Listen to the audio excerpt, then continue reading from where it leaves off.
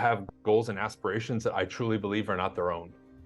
Meaning they're still allowing their ship, if we're going to call it that as a reference, it's being captained by somebody else. And we can even think of all the classic stuff we're told. Go to school, right? Get your degree, get a job, get the wife, get the kids. Now, if that's what you want to do, fantastic. But what if that's not what you want to do? What if one or two of those things are different? Are you ready to bring your real estate game to the next level? My name is James Prendamano. I'm the CEO and founder of Prereal. And over the past 25 years, I've closed over $1 billion in transactional real estate. Each week, I'm meeting with outstanding investors, high-performing individuals, and visionaries operating in the real estate space. These are the people that are actually out there in the real estate game right now getting it done. This podcast aims at bringing anyone's game to the next level. This is the Prereal Podcast. Welcome, everyone, to the Prereal Podcast. We are joined today by Bryan Casella. We've got #1 ranked real estate educator, best-selling author, and absolutely empowering epic coach. Bryan, I'm really excited to have you on today, man. James, man, thanks for having me, dude. I'm excited. It's always good to start Monday with the podcast and get the week going, you know?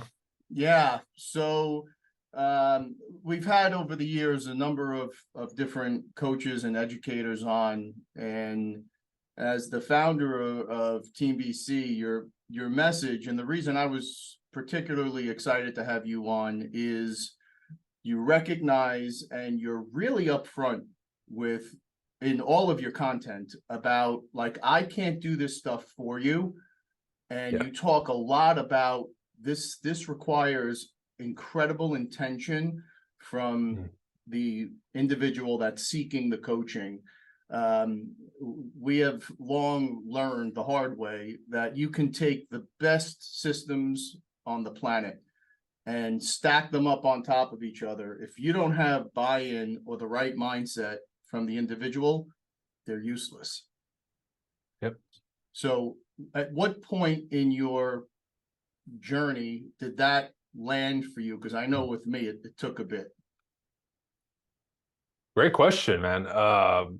Maybe it's my background, right? I was a professional athlete before I got into real estate and jumped into the entrepreneurial world. And I always was one who demanded more from myself, right? Like I wasn't the one to come into a team. Like I play basketball, right? I never wanted to come in and coast through the season. I wanted to be first. I demanded more of myself, meaning I wanted to be the best performer on the court. I wanted the most steals, the most blocks, the most points, right? So that seed in me was always there, because even when I got into my basketball career, I wanted to make the NBA and be top dog. I didn't just get in like, oh, you know, I'm here to get some exercise in and do it as a pastime. I wanted to be the best. So when I got into real estate and I got into entrepreneurship, it was new to me. So there was a lot of fear associated with all that and a lot of uncertainty. However, I knew, hey, I got to do the same thing I did in basketball, learn the fundamentals, learn the basics, apply them at a high level, get to work, put my head down, and then, you know, work. And I knew that was the answer, maybe because I had already established that pattern in athletics. But I knew at the end of the day, when I looked around and I looked at other people, I noticed, man, they're doing it wrong. Right? They're doing it wrong. Everybody's gossiping, everybody's talking, right? Everybody's doing everything except for the work. And I still see it a lot. And that's why I continue to preach it, because it's still missing. A lot of people are distracted. And you know, nowadays with social media, I mean, it's ridiculous. I laugh, dude, at the ads that I get telling people, oh, do this. I'm like, are you kidding me? It's like people will come up with anything to not do the work. And it still just blows my mind, man.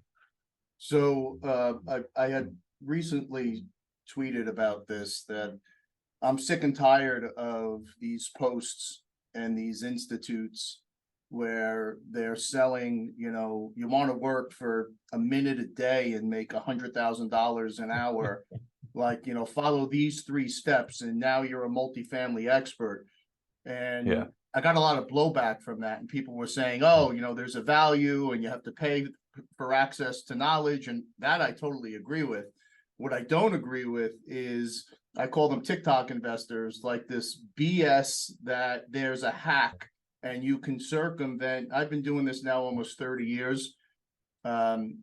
This is my life. My wife and my children are first.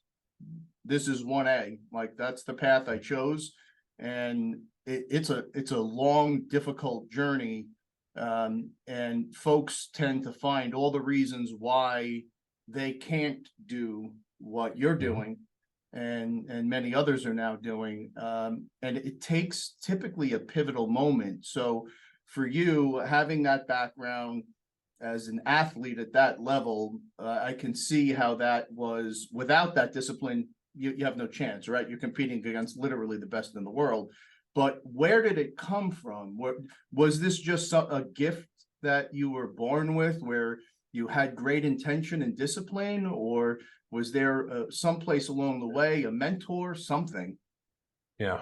So there's twofold and two ways I can answer that question. When it came to real estate, I remember my first broker when I started and got licensed, he told me early on, he said, you know what, Bryan, 95% of this business is going to be like your mindset, because that's what's going to dictate how everything goes, how you live your life, how you work, if you don't work, right? And I remember stashing that in my mind, like, yeah, whatever, old man, like, just that's all fluff, right? Because you hear about the Tony Robbins stuff and personal development, and before really knowing about it, you kind of just write it off, right? So 2 weeks into my career, I kind of hit a wall where I was working a lot, but the pressure started building, right? I'm getting rejected. I'm not getting the result. And that, for me, in real estate was that aha moment about 2 weeks in, because, dude, I was taking massive action. I'm knocking on doors all day, making phone calls, and I'm just getting my ass kicked, right? And about 2 weeks in is when I had that aha.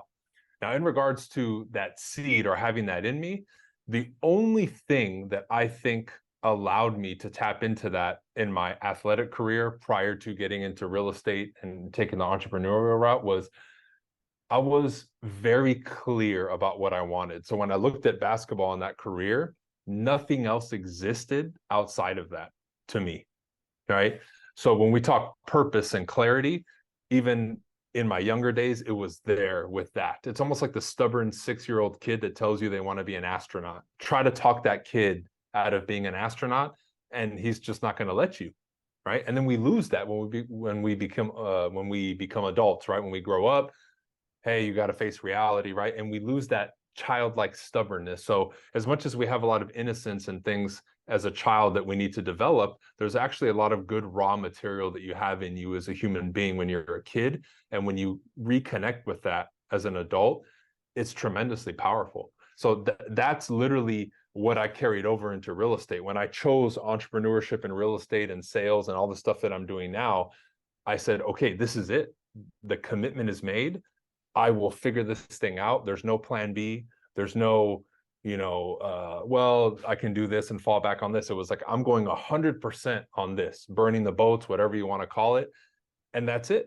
And I think that is what opened up within me the vehicle to be able to do that type of stuff, because I believe this dedication that I have in discipline, it's accessible to everybody.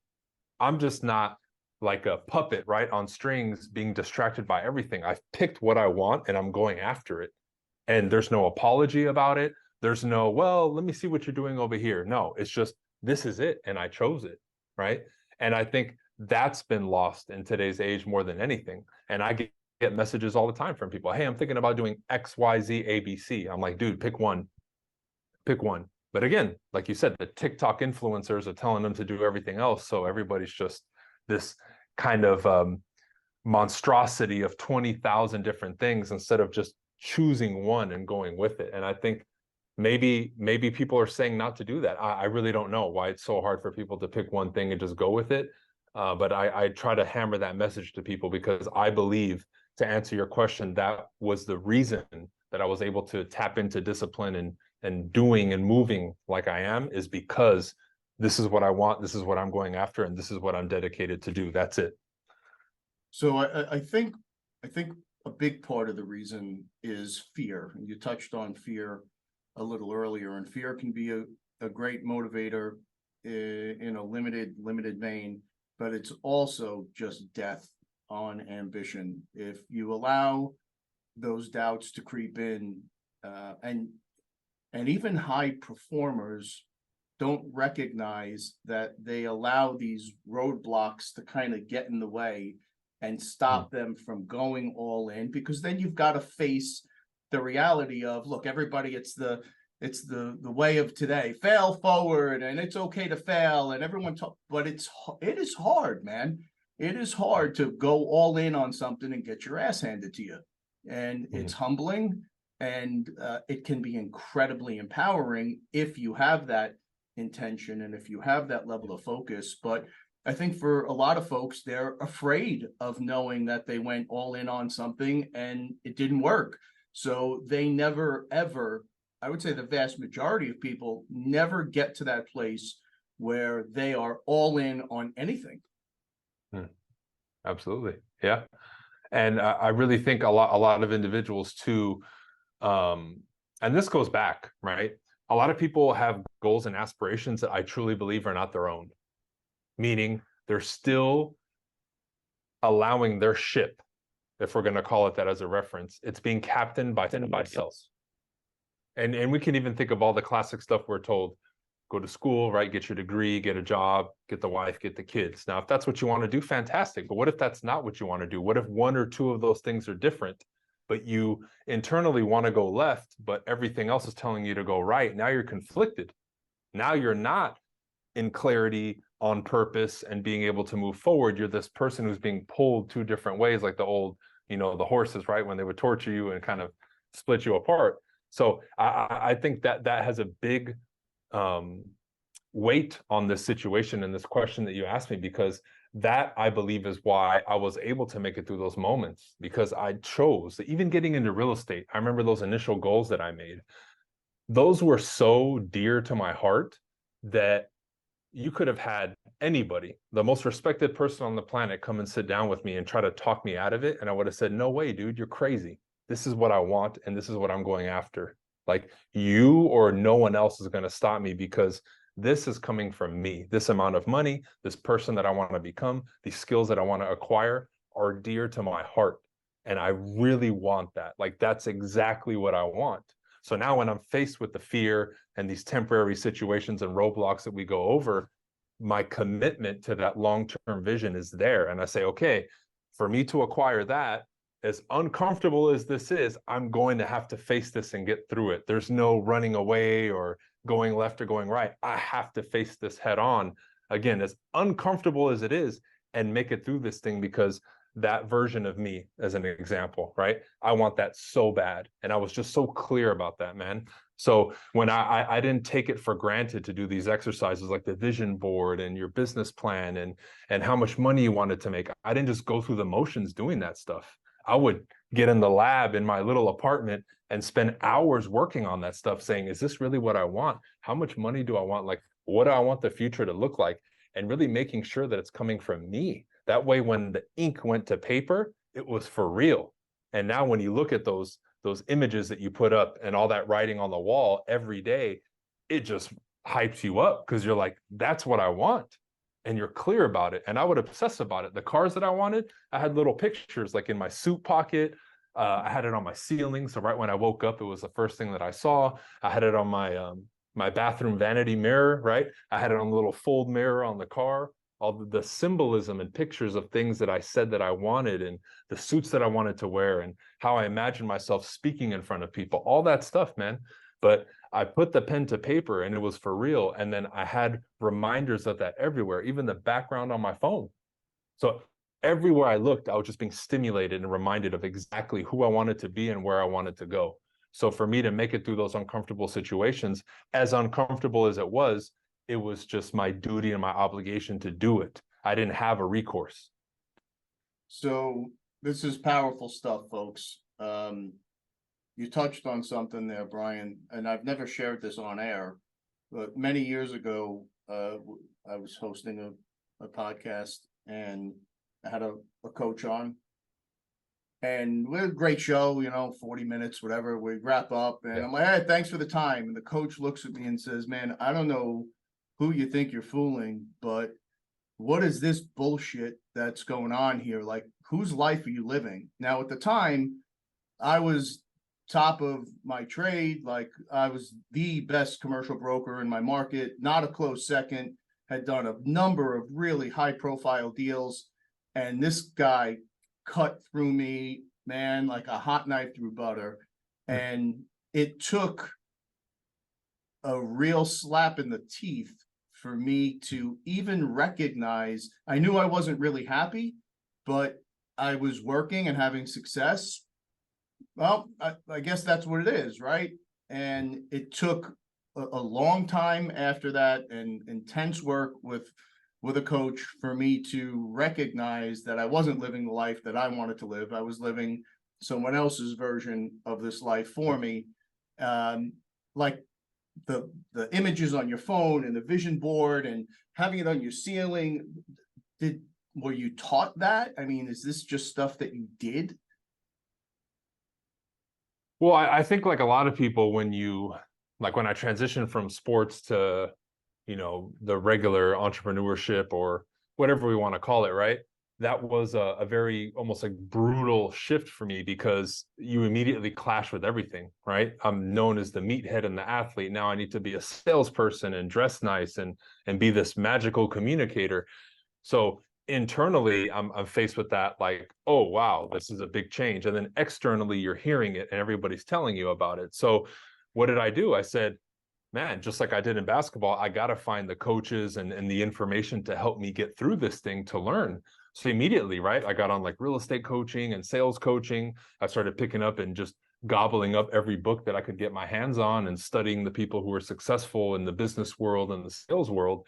And I picked up the habits from them, right? Like as an example, when I would read the book, as soon as I read, you need a vision board, I would immediately put a little tab on it, close it after I knew what the exercise was, and I would do the exercise and then I would continue reading. Whereas I think a lot of people, when they read the book, they just read it. They're like, oh, that's good stuff.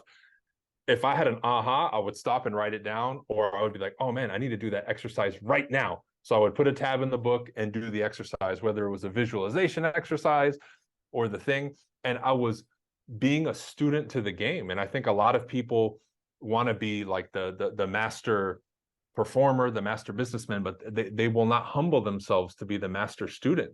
Just like any coaching event that I went to, dude, any event, I'm sitting up front at attention, ready to take notes. First one to raise his hand. They ask for a volunteer. It's me. The coach is asking for us to do a presentation. I'll do it in front of everybody. Let's go. I'll do it because I've drilled it so much and obsessed about it that it's just going to come out naturally. Because again, I'm the student of the game. And that's really what it was. All these things that even we're talking about now, like the vision board, I'm sure everybody's heard it a million times, but who's actually done it properly? Not just went on their Google, on their computer and put out 3 pictures and went through the motions. I mean, you genuinely sat with yourself and said, what do I really want? What gets me up out of bed, like legitimately? What keeps me up at night? And you take it to that level. And that's all I did, man. I just really took to heart what they were saying, applied it, and I didn't put my own perversion on it. And I think a lot of people do that, right? And I see that with my students. I teach them something and they want to try to nitpick. Oh, I like this, I don't like that. It's like, dude, take the blueprint and apply it as is and master that before you ever even think about making your own adjustments, because that's just your ego and your inability to humble yourself to learn and apply the information, right? And when I look back on it, it was just that. It was the spirit of the student, like that I always thought that was sacred, like the master to student relationship. When you read old books and you find out about the samurai and the warriors, like that relationship was sacred. And even though today we're not engaged in that type of culture like we were before, it's still dear to me. And I really appreciate that. So whether I learn something for free from a coach or an instructor, or I pay a lot of money for something, I still cherish that. I will never disrespect those people. I will always honor them. And the information that they give me, I will take wholeheartedly and apply to the best of my ability, to where I want that teacher to look at me and say, yes, he applied it properly. Talk to Bryan. He's a good example of somebody who took the information and applied it, earnestly, wholeheartedly, and actually did it right. So you're consuming incredible amounts of educational pieces to build the best blueprint. And as you said, so many of us like to tweak things, but there's a blueprint for this. Like, so many have done this before, master that process, and after years of mastery, 1 degree shifts, maybe, to tweak things to your specific circumstance. At what point did you think, okay, being a deal maker, building a team, generating this revenue is wonderful, but I want to also teach, and I want to transform lives, and I want to empower? What was that journey like? You know, it's interesting because when I first started putting out content, I would say within a year, even though I wasn't big or well known, I started getting a lot of requests. Do you have a video series? Do you have events that you do? Do you have coaching? And I was like, no. I almost got like upset when people would ask me that. I'm like, dude, just get to work. What are you talking about, right? Like, it's not that hard. But I guess back then I was naive enough to think that everybody was wired like me, right? Or was willing to be that student like me and work that hard, because you just had to tell me once. If you said, hey, Bryan, go, I'm the teacher, go knock on 100 doors a day. By the time you finish your sentence, I was already out the door knocking doors. I wasn't going to sit there and ask you 100 questions about it, right? So it wasn't till about probably 3 years in where I said, man, I've gotten so many requests now. Fine. And it was almost like it still felt like a nuisance, believe it or not. And then I finally created, and Inman News actually ended up like making an article about this and helping me and promoting it. I created my first little like door knocking mastery product, right? I did the cold calls and the knocking, but for whatever reason, people just gravitated a lot more towards me going door to door, because I guess less people did it. So I created this little mastery course. It was about 2 hours long, nothing crazy, just on a lot of stuff that I had learned, all my vast experiences of knocking on, you know, tens of thousands of doors over those years. And it just exploded. I think I sold it for like $300, and I sold, I think, 100 copies the first month. Wow. And people were just like, man, this is amazing. I've never seen this stuff. And I was just like, wow, this was like basic stuff to me. It's not like, you know what I mean? It wasn't like some deep dive 10-hour, you know, event on door knocking. It was just 2 hours, some good stuff, you know, that I thought worked, a lot of stuff that I had experimented with, right? And I was like, wow, like apparently this really helps people, right? So around that time too, I'm doing a lot of speaking as well. When I first started speaking, I started volunteering a lot to like local boards of realtors, local universities and schools to talk about entrepreneurship and real estate, just getting my name out there and really honing my craft as a speaker. And I did that for about a year and a half. And then that's when I started being able to like charge and being invited and flown out to speak to places. And it evolved after that. But the first year and a half was me banging on doors, requesting to speak, right? I would go to even car dealerships and say, hey, you want me to talk to your guys about sales a little bit? Here's my credentials, right? So I did a lot of that in that first year to build that up. But really, it's, when I look at it, it was just this almost like, am I resisting this, right? Because apparently me teaching is helping people and it impacts people at a level that I never thought possible. So then I started looking at becoming a better teacher and reading more books on that and doing training and coaching around that. And then it just evolved. So it took a good 3 or 4 years, man, 3 or 4 years for sure. And then after about five to six of being licensed and doing social media, that I really started to embrace the title and really put that hat on and say, okay, I'm going to now build like a coaching platform and help people like I am now. But it took a while. And I think maybe initially I didn't think I would be interested in it. But as I started to do it and see the impact, I said, man, okay, there's something here. And even to this day, like with all the students, it's incredible to see some of the impact that you have on individuals. And even in some recent students, noticing changes they've made in a month that maybe took me a year or 2 years to have that realization, for them to have it in a month, even though they don't know it yet, is just incredibly impactful for them. So for me to recognize that, I'm like, wow, that's really cool. Oh, without a doubt, bro, you're changing lives. So many of us are stuck, and even the high performers get stuck, and we don't even recognize that we're stuck. We don't recognize that there's another level. And you fast forward 30,000 coaching hours later and hundreds of thousands of followers and millions of dollars in revenue, you are legit transforming lives. So folks that are thinking about coaching, and I talk about this all the time, I cannot recommend it enough. It has been an essential part of my growth. And if I would not have jumped headlong into coaching, I never could have made the transition to the equity side the way I did. And it has totally changed my life at home, at the office, and everything in between. What can people expect? And is this geared specifically to real estate agents? So initially, yes. Now I have salespeople, I have other entrepreneurs. I mean, it's really evolved. I would say still probably 70-80% are people involved in real estate in some way, shape, and form. But because I've tiered it out and made different programs now as well, it's really just evolved into this like huge monster at this point, right? Because the higher tiers, I do more stuff on branding now, becoming a better public speaker.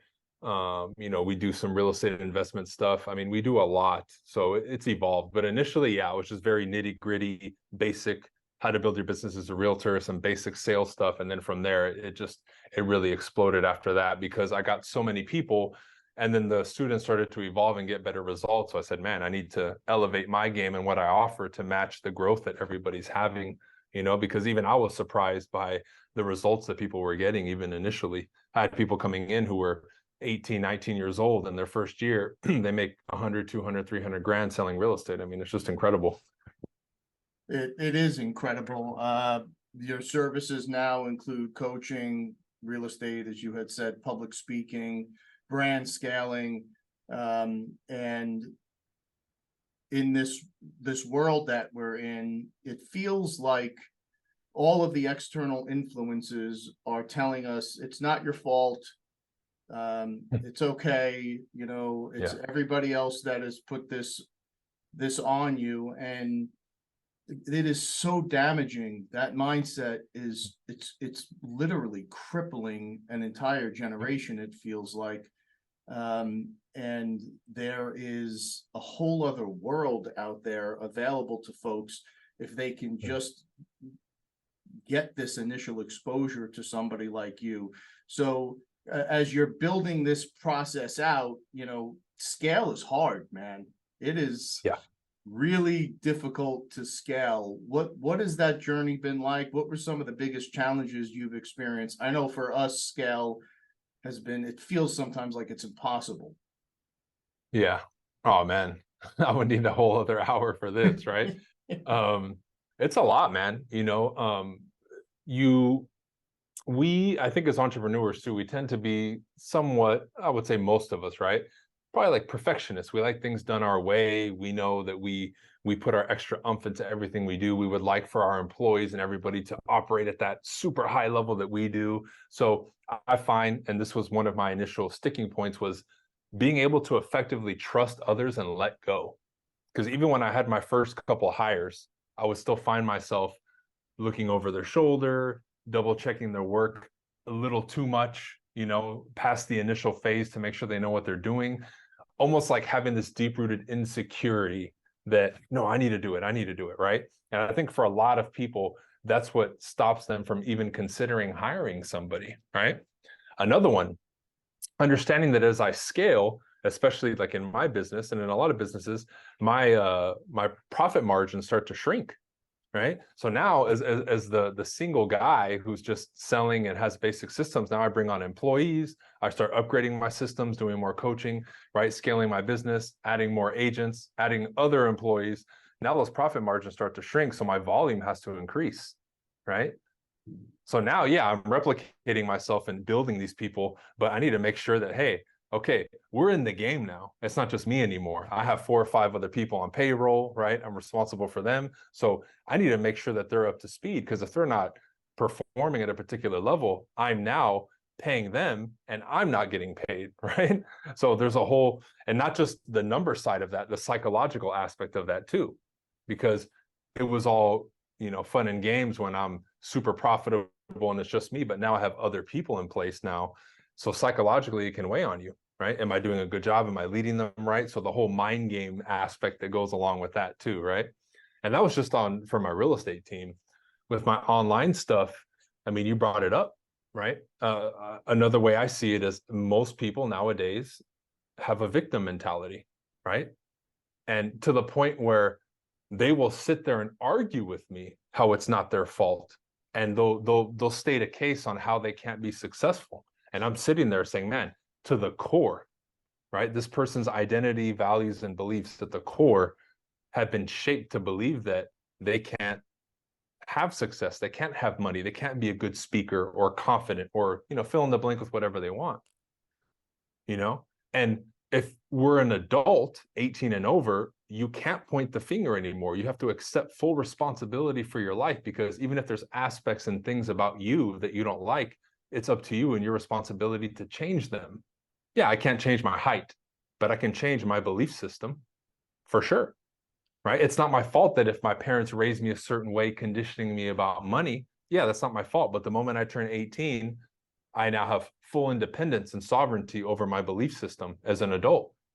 I can now change it, and it is my responsibility to change it. So then if I start looking externally at my life, where I live, my social circle, my finances, and I'm not satisfied, I have nobody to blame but the person who's staring back at me in the mirror. And again, that's a tough pill for a lot of people to swallow. And this type of talk nowadays is labeled like extremist, right? Which is nuts. But all it is really just us taking, because when you do that, push aside all the emotions and stuff that you have to deal with to accept. When you accept that, you now open up a beautiful new world where now you can literally do whatever you want.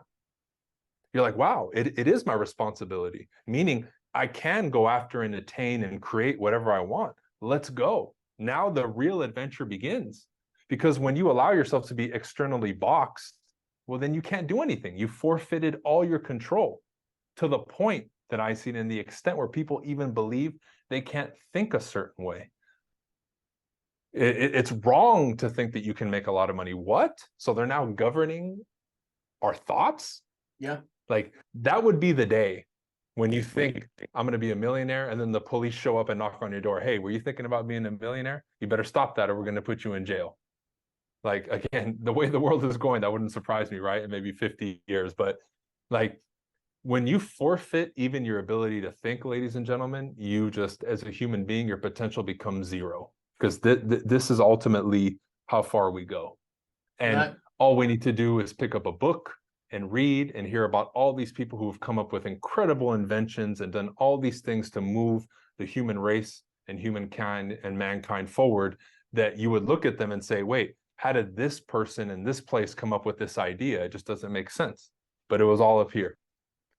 So the last 2 minutes might be the most powerful piece of this show in the last, since its inception 5, 6, 7 years ago. Manifesting is such an incredibly powerful tool, and folks typically link, if they're manifesting in a positive way, oh, if I think it, it'll happen. That's ridiculous.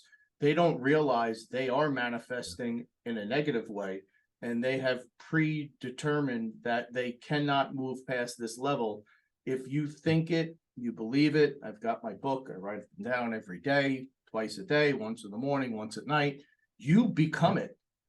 It's kind of wonky and weird, but it all starts with right here. And if you believe it and you say it, positive or negative, that becomes your reality. And the more that we have a book club in the office now, and the more and more that we're reading and we're educating ourselves, you come to realize that these icons that you put up on a pedestal and you think, oh gosh, they just had such a blessed life. Most of them crawled out of the depths of hell and failed umpteen times before they made it to where they ended up. And it was just mindset. 100%. Because, you know, and for like a practical application of that, and I'm so glad you brought that up, because even that word now gets misconstrued, because a lot of people think, whoa, you know, manifestation and law of attraction, like they literally think they can sit at home on their couch and think about getting $1 million check and it's just going to magically be in their mailbox, right? Like, and I know you're laughing, bro, but I legitimately come across people who believe that. I'm like, dude, like you're mental. So in a simplistic way, when we talk about shifting the thought process and the mindset, that's literally, think of like a flower, right? And then you go underneath the soil. It all started with the seed. That's what we're talking about, affecting it at this level. When the seed changes, everything changes. Because now, when that thought changes, you're now going to look and view the world from a different perspective. You will think differently, your thought patterns. You will process things differently. You will interact with the world differently. Your belief system about your potential will change. Your actions will change, right? And all these things started from that base. Because the person who doesn't have the right mindset, you think they're going to be crazy enough to be an entrepreneur and knock on the door and get rejected over and over and over and over? It takes a different type of mindset to do that is out of the norm. But it started from that beginning portion of, I can do this. Yes. Right? If you don't have that, forget everything else. Just like James said at the beginning, we can give you all the systems and the blueprint. You won't. You'll be handed the blueprint, and then you'll give us a speech and a story as to why you can't do it. That's what will happen if you don't have the right mindset and thought process. And myself, James, and a lot of people are crazy enough, right, by society, by external, labeling, to do this stuff. But that's what it takes. And if they, outside of me, label me crazy, I'll wear it. Give me the crazy hat. Give me the crazy shirt. Because the results that I have me more fulfilled, happy than ever, right? And I want to deviate from the norm, right? By listening to this, by wanting more success and more money and personal development. You are the weirdo. You are the black sheep of the family. You are the one walking the path where everyone's pointing at you saying, oh, look at this loser. Why are you going that way? We're all going this way, bro. Right? And it comes with the territory. But with that also comes, like we were talking about, the good stuff. More money, right? More fulfillment, happiness, more better communication, right? Better world perspective, right? Being happier, viewing the world in a different light. And to have that ease in my system, because that's been the best thing, James, is just ease. I live with so much ease and peace, bro. It's amazing. I see the world around me as just this chaotic beast of a tornado, and I'm just smiling, having a good time, good vibes. And that to me is priceless. So I'm certainly not at the level you're at with the mastery of these concepts. And I'm glad you touched on it, because it is a lonely path. It can be, as you're climbing up the ladder, people really do go out of their way to kind of distance or tear you down and say some really difficult things that in the moment they're difficult to hear, but the reality of it is to grow. Your circles are going to change. The folks that you're with are going to change. And while that can be a difficult part of the process, it's an absolutely essential part of the process. You have to grow. And I have found that when you just get to that outskirt edge where everybody kind of thinks you're nuts, you're just about there. You're right on the cusp of something amazing and great. I'm working hard at trying to accept that everything that happens is neutral. It really is. It's only how I allow it to impact me, if I allow it to impact me at all, that matters. And starting to turn the corner with having more peace and being more at ease with the decisions that I'm making, because I see it's lining up and we're headed in the right direction clearly. But again, it is difficult. Folks that you've known for a long time start to fall out of your life and don't understand what you're doing, and they think that you're nuts, but that's what it takes. So what is is this the ultimate for you? Is this what you had thought you wanted and where you wanted Team BC to be? Is this its final iteration for you, or are you going to continue to push boundaries, or have you hit your spot?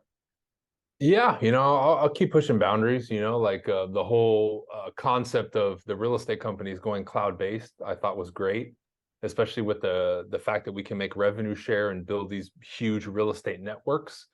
Not only does that support us financially, but I think it's great also for agents, because they can get around some of us big hitters get access to us and get some more education.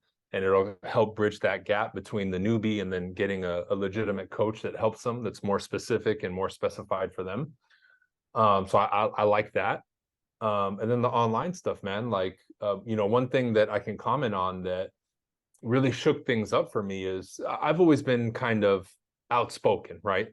Just generally speaking, whether it was about something controversial or not. And that's been the interesting thing for me, and also challenging, because the last 3-4 years, I've basically had a lot of my social media platforms like stripped away from me, because I basically don't side with what the big boys are saying, So, and that's been challenging, but at the same time, I look at all the stuff that I've taught and what my foundation is, and it's affected me, but it hasn't at the same time, right? If anything, it's provided a new challenge for me to say, hey, with additional resistance, can I still break through and get my message across and still grow my real estate business and grow my coaching company?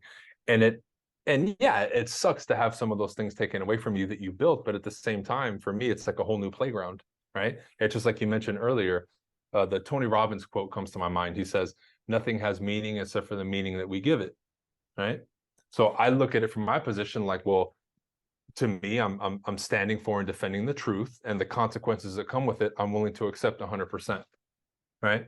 So moving forward, I've accepted that. I'm not going to complain about it. Let's move forward and face what we need to face, again, with the same spirit. And that's what I do, because I get messages all the time. Oh man, aren't you bummed out? I'm like, no, dude, I don't look at it that way. Is it unfortunate? Sure, but that's life. I mean, we were all even told, and everybody says this, right? Life's not fair. You know what I mean? Everybody says that. We were taught that. But suddenly, when, like you mentioned earlier, we get into this victim mode, we now want to use that as an excuse, when even when we were younger, we accepted that life is not fair. It's not. But just because life is not fair doesn't mean that you can't be successful or achieve what you want to achieve. Again, that's up here.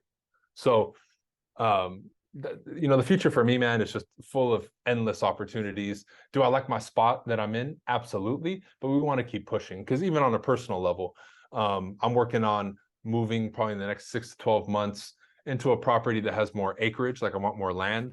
I want to start being a little bit more self-sustainable, growing my own food, building my own crazy little workout complex in my house, and doing that. I want to keep evolving everything I'm doing online.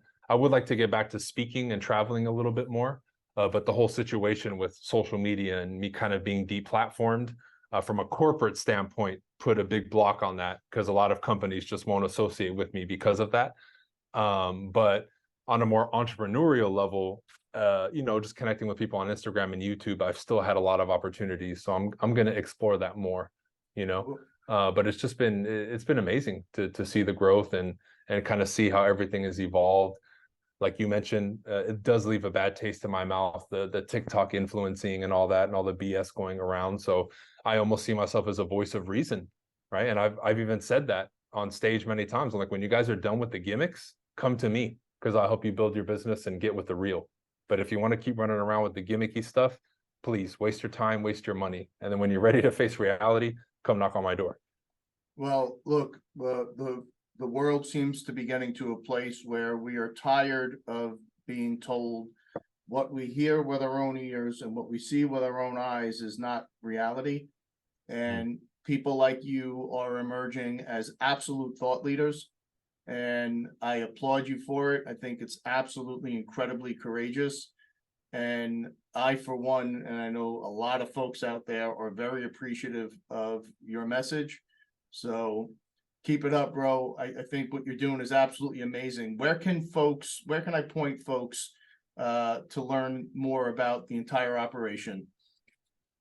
Yeah, bryancasella.com, just like you see my name, 1 Y and 1 S, 2 L's on the last name. That's the best place from there, because everything, all my handles are at Bryan Casella. Like, everything is really, in sync and synonymous. So it should be easy for you to find me. My website's the best place to get in contact with us and really check out the scope of everything we have to offer, whether it's the coaching stuff, the real estate stuff, like, it's all there.